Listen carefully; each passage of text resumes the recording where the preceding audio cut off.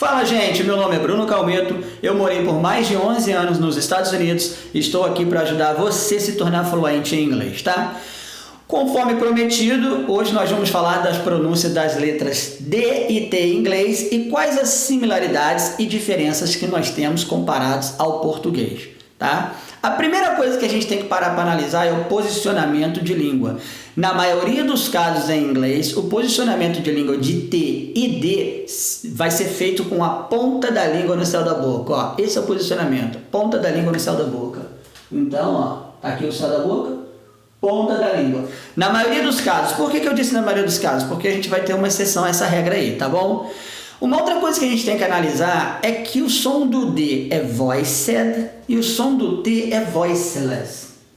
Então, D é voiced e T é voiceless. Beleza, Calmeto, mas o que quer dizer isso? Bom, quando eu digo que algo é voiced, eu estou dizendo que tem voz. E quando eu digo que é voiceless ou unvoiced, eu estou dizendo que não tem voz. Tá, mas o que vem a ser voz em inglês? Barulho é uma coisa, som é outra, voz é outra ainda. Então, olha só, para ser considerado voz em inglês, precisa ter vibração da corda vocal. Então, eu posso ter som e não ter voz. Por exemplo, se você encostar a mão na garganta e fizer o som da letra A, ó, eu vou pedir para que vocês façam isso, ó. Você vai reparar que a sua garganta vibra. Se está vibrando, quer dizer que as suas cordas vocais estão vibrando. Então, tem voz. Tá? Se a corda vocal vibrou, é sinal que tem voz. Porém, se você fizer o som da letra S, ó, você vai reparar que tem o ruído, tem o barulho, tem o som, mas não tem voz, porque não tem vibração na corda vocal. Ó. Perceberam a diferença? Então, o D é voiced e o T é voiceless. E eles saem do mesmo posicionamento, a ponta da língua no céu da boca. Se você encostar a mão na garganta e tentar fazer D, ó, você vai reparar que vai vibrar. Agora, o T já é explosivo, ele explode do céu da boca, mas não vibra a garganta, ó. Então, o D vibra, ó. Claro que em várias palavras você vai sentir um som, mas é depois do T. O T não pode vibrar. Mas quando você fala a palavra chá em inglês, ó, T, ele começa a vibrar depois do T, tá? Então, posicionamento de língua tem então ponta da língua no céu da boca, o D é voiced e o T é voiceless. Em português, nós temos vários casos que a gente utiliza o mesmo posicionamento de língua. Se você falar dado ou a palavra tatu, você vai reparar que é a ponta da língua que pega no céu da boca, ó. Dado, tatu. Porém, em português, quando nós temos a sequência DI ou TI, esse posicionamento de língua muda. Se você parar para pensar na palavra dia, o oposto da noite, você já não está fazendo mais di, não é mais a ponta da língua, é o meio da língua, ó. Dia, em português, ó, dia. Esse som do dia, para eles é o G ou J. E se você pensar na palavra tio, que é a sequência do TI, você vai reparar que não é mais a ponta da língua, não é tio. Agora, para eles é tio, né, que a gente pronuncia aqui tio, o meio da língua, para eles isso é o som do CH. Por causa disso aqui, a gente vê a dificuldade que o brasileiro tem em falar a palavra professor. Se você parar para pensar na palavra professor, você vai ter isso aqui, ó. Não é isso aqui que está acontecendo? É você parar aqui assim. Olha só que interessante. Ti. Pra gente é sempre ti, nunca é ti em português, mas para eles é ti. Então aqui, ó, ponta da língua no céu da boca, ó. Ti, agora sim é o CH. Então, ó, teacher. Aqui, ó, como é o CH, é o meio da língua. Então, ó, teacher. Eu vejo muitos brasileiros que falam teacher. Por quê? Porque em português a gente nunca fala ti, a gente sempre fala ti. Mas em inglês eu tenho que respeitar isso, ó. Teacher. Quando a gente tem uma palavra que tenha DI, a gente vai ter que respeitar isso também. O som de I, né, gente?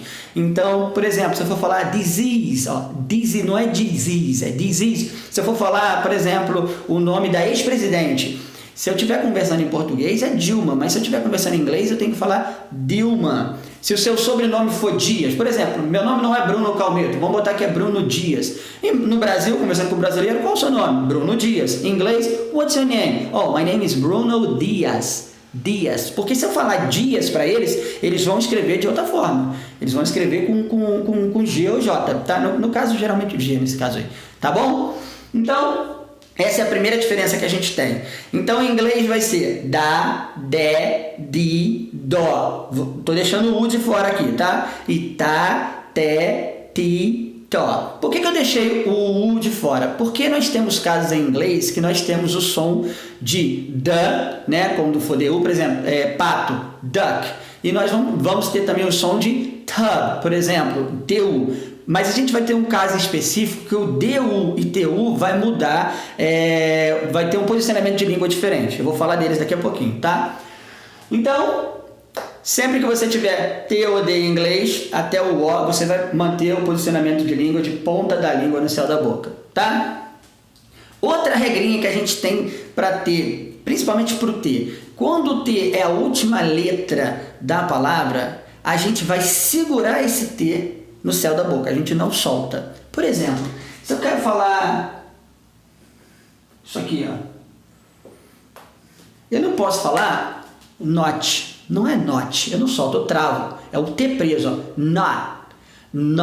Isso aqui é net. Olha a outra aqui, ó, can't, eu não falo can't, eu seguro o T. De vez em quando você vai ver o americano soltar o T quando for uma expressão, né? It's great.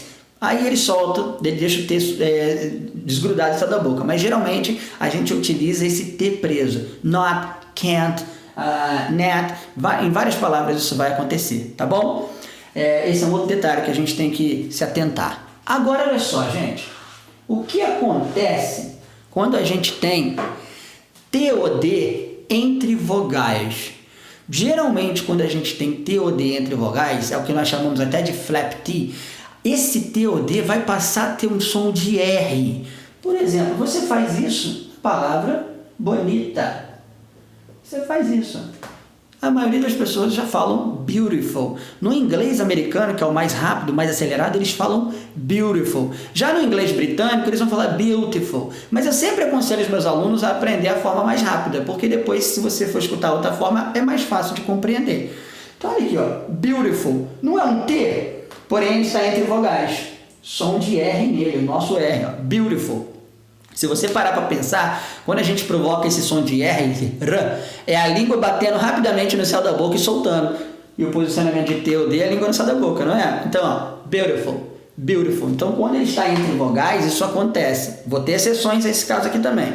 Mas, ó, beautiful, o famoso cala a boca em inglês é shut up, que na pronúncia rápida vai ficar shut up.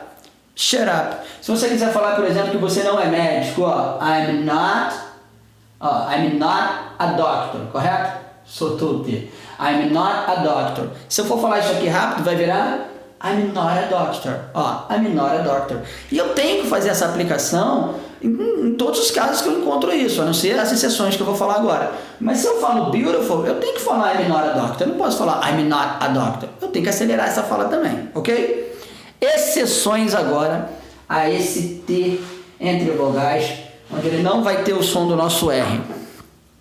Primeira exceção, são duas só. Primeira exceção, quando esse T está na sílaba tônica, é a sílaba mais importante da palavra. Então, se é a sílaba tônica, é ela que vai sofrer a pancada maior. Então, eu vou ter que respeitar esse som de T, porque eu vou passar mais lentamente nessa sílaba. Por exemplo, quando eu penso na palavra Itália, no país Itália, olha aqui. Ó, escreve-se assim. E italiano, escreve-se assim. Quase a mesma coisa. Porém, a tônica muda. Quando eu penso no país Itália, a tônica está na primeira letra. Ó, I. Então, esse T que está entre vogais vai ter som de R. Ó. Italy. Agora, quando eu penso na palavra italiano, a tônica já está na segunda sílaba, está na sílaba do T. Então, nesse caso aqui, passa a ser Italian, por causa da tônica, perceberam? Italy, Italian, tá? Essa é a primeira exceção, quando o T ou D está na sílaba tônica. Agora, a segunda. Quando o T é a penúltima letra e a última letra dessa palavra é a letra E. Eu já falei num outro vídeo que a gente não pronuncia a letra E quando ela for a última letra da palavra e ela estiver sozinha, for um E só, né? Se forem dois E's eu vou pronunciar como I, mas se for um só, não pronuncia mesmo, tá? Então quando eu penso na palavra tarde, né, ou atrasado, que é isso aqui, ó, eu tenho um T entre vogais, não tenho? Mas eu pronuncio essa vogal aqui, o E? Não. Então eu não vou falar lady, eu vou falar late. Late. Porém, já existe a palavra dama. Olha aqui, ó. Nesse caso, eu tenho o D entre dois sons de vogais, porque o Y tem som de vogal, é I, né? Esse D está entre vogais, entre aspas, tá? Som de vogais. Então, esse D vai passar a ter som de R. Lady. Então, lady é dama, senhora, tá? E late é tarde ou atrasado. Oh, I'm late. Estou atrasado, tá? Oh, it's late. Está tarde.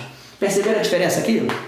Então, da mesma forma que acontece com o T tendo som de R entre vogais, o D também passa por esse processo. E quando vou... Quer ver um outro exemplo aqui legal? Quando você fala assim, eu não sei inglês. Eu não sei é... Todo mundo vira e fala isso aqui, ó. A pessoa vira e fala, I don't know. Olha aqui o D entre vogais, ó. I don't know. I don't know. I don't know. I don't know.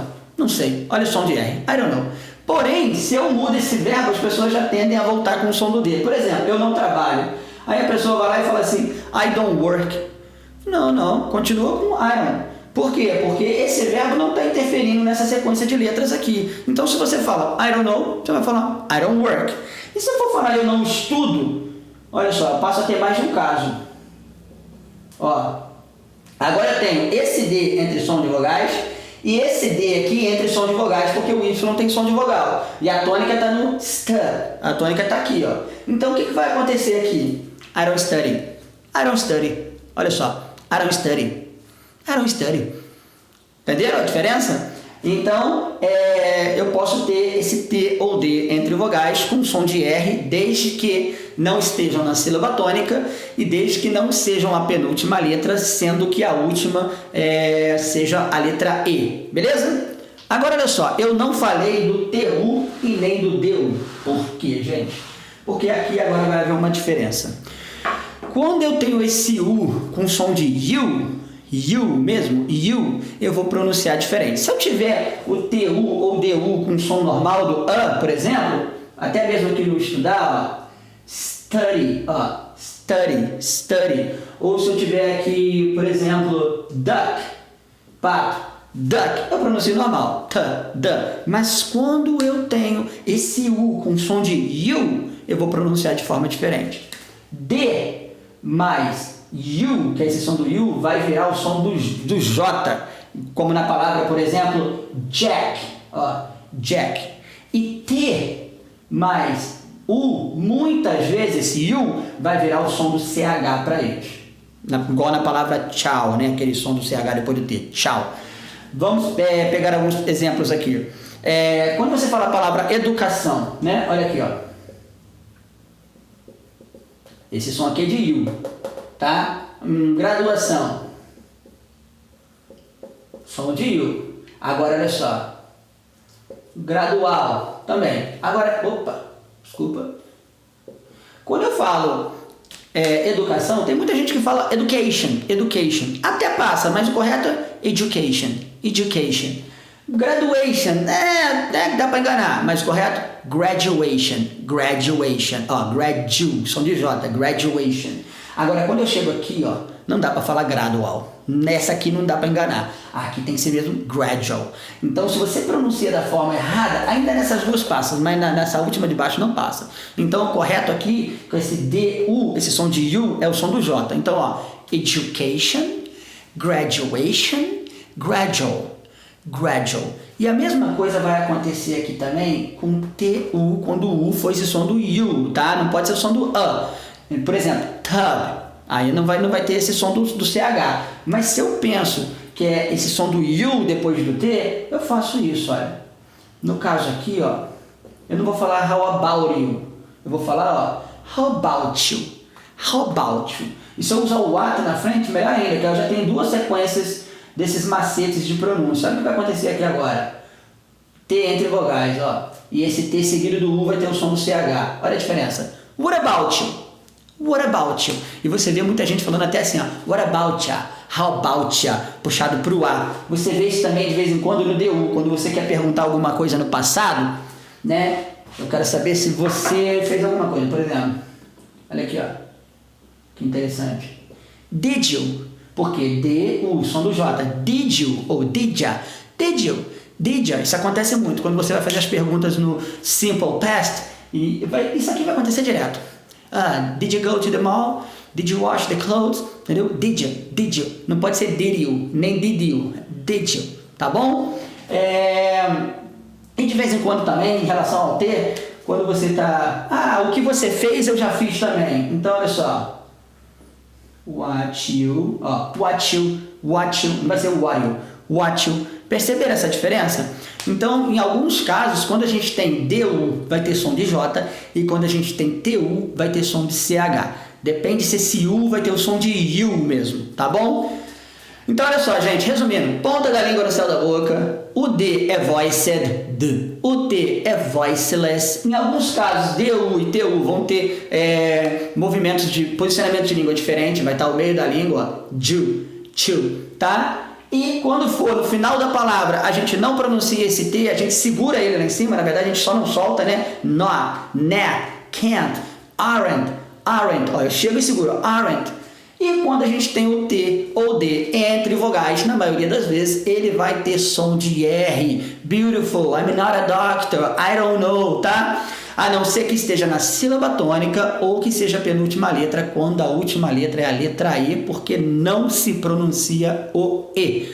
Tá bom? Eu sei que foi bastante informação, o vídeo está até longo, mas eu espero que vocês aproveitem essas dicas. Coloquem as dúvidas nos comentários, que se for o caso eu faço um vídeo só com palavras em T e D, a gente trabalha palavra por palavra, porque isso aí é um macete muito bom, que vai acelerar muito a sua fala, vai fazer você conversar de forma diferente e com isso você vai compreender muito mais. Porque o americano não vai ficar falando esse som de T ou D. Por exemplo, liga aí, ó. Como é que fica isso aqui, ó? Turn it on, ó. Turn it on. Turn it on. Se fosse o oposto, turn it off. Tá bom, gente? Um abração, até o próximo vídeo e bons estudos. Fui!